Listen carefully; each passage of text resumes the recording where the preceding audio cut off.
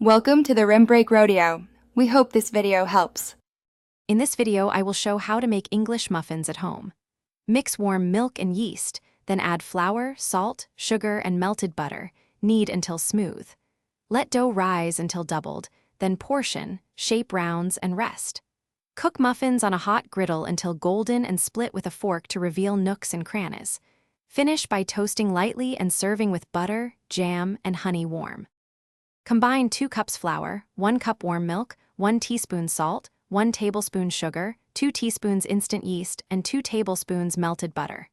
Stir until shaggy, then knead briefly until smooth and elastic. Avoid overworking. Let dough rest for 60-90 minutes until doubled, then gently deflate. Portion into 6 rounds and let relax before cooking. Use cornmeal on baking sheet to prevent sticking. Quick recommendation: if you're enjoying this guide, please subscribe and like to support the channel.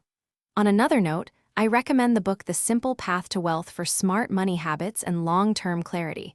It's changed many people's thinking.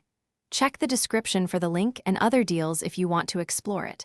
Also, leave a comment with your favorite topping. Thanks for the support. Now let's get back to the video. Heat a griddle or heavy skillet to medium-low, around 300-325 degrees F, and dust with cornmeal.